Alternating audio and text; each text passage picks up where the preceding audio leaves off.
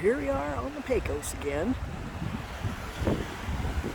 It's early April, and there's lots of snow up above in the Pecos wilderness. I think I showed you Villanueva back in November. And this is Pecos State Park, which just got taken over. Just took over the Pecos Wildlife Management Area, which was being overrun, according to the ranger, by ruffians. That's a quote. He said people were coming up here into these areas along the Pecos with rows and rows of trailers and ATVs and running up and down and shooting, and had fires everywhere. And I guess all these private property owners around here decided they were done. So the state is taking over, and it's a state park now. Now, we reserved this for April 1, and we've been the only ones here the entire time. Now, there's a lot of fishermen that come. I'm walking up towards the north, who come. We've seen 50 fishermen pester that hole in just 4 or 5 days. There's no fish in there. Nobody can catch fish. The river's way up. You used to be able to walk out on those rocks there. So this is Pecos State Park. Now, it's got 4 campgrounds in a 5-mile space with day use areas. And I guess it started 3 years ago, and then they had the pandemic and the fire, which is just up there on the ridge, Hermit's Peak. So that whole half of the Santa Fe National Forest is burnt. That whole half. So I'm going to show you what this campground looks like. It still needs a lot of work. Most state parks here have showers and are really nice tent pads, and there's usually a visitor center, and there's rangers. Now, these rangers are running up and down these 5 miles checking. Paul suspects they have a critter cam, because every time a fisherman comes down here, zoom, they're down here checking. And we've seen them chase people off. There's a cold front coming. It's 67 today, and the wind is blowing.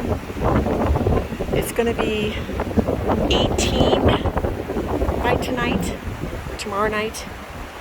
So we'll have a couple days of cold, but we're good. We're all set up. So there's this little fisherman's stream. You don't go far. That bluff up there kind of cuts you off. Let me show you this campground.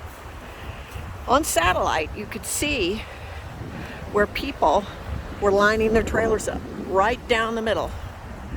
All down the middle. See the dust? This hasn't been, they put stones down to block off designated camping spots, but they're really bad angles, and they're small, and there's no tent pads. There's one pull through, 2, we've got this one right here, and a pit toilet. That's it. No water.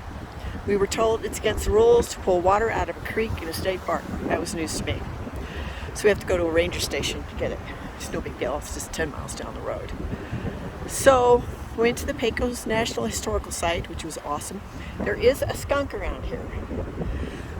Paul's seen it. A herd of deer that come down on that meadow. And lots of birds, of course. Haven't heard any owls. We were told there was a cougar and her baby in the area, and we think we saw her kill an elk on a trail down here to the north. But we haven't seen her or heard her. So today there are no fishermen. It's Monday, so no fishermen.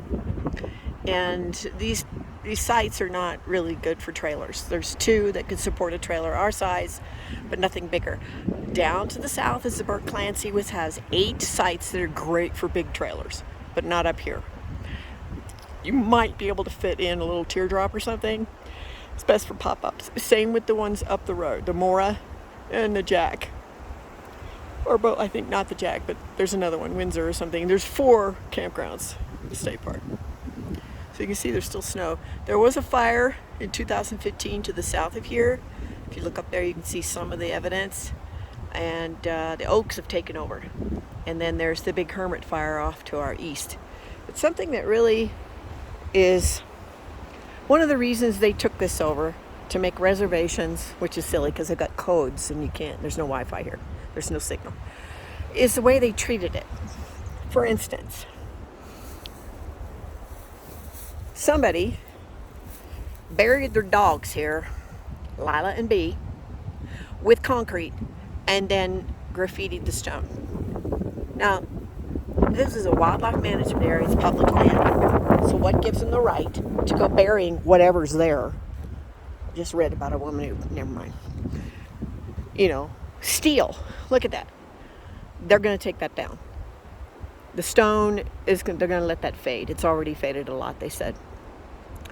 And slowly, and then they'll be able to clean it off better. But yeah, this is what people do.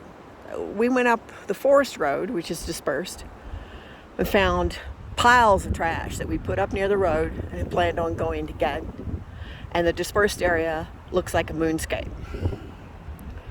So this was pretty much a moonscape. It was in bad shape. So this is a day use area down here. There's 13 camps.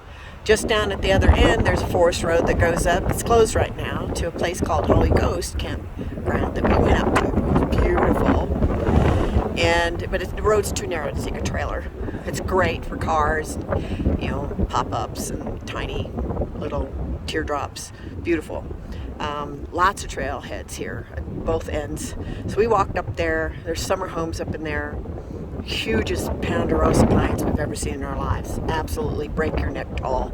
Just gorgeous. And yeah, there's skunk here. And I'm impressed with Meru because I can't smell that skunk inside. It's been out here. You can smell it out here, but you can't smell it inside. Our house, you can smell every skunk in Fremont County. Just because the place was so drafty. Yeah, it's starting to get cloudy. But I wanted to show you this place. The Pecos is special. It was the oldest wilderness area in the country, 1892. And it's nothing but hiking trails up there. We're going to go the next few days. And Zane Grey country, I call it. I read Pecos.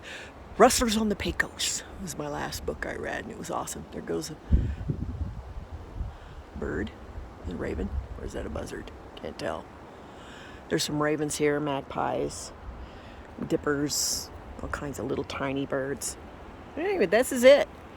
So if you ever want to go camping, it's right on the creek here or the river, close to Pecos. There's a magpie. There she goes. And we've enjoyed it. We're going to stay here till the 12th, and then we're going to move to Eagle's Nest over by east of Taos. And I understand it's beautiful too. We're going to hike a bunch of this, and I'll connect photos to this as I'm going. So. The next thing I want to talk about, next video I want to talk about making friends on the road and maintaining friendships on the road.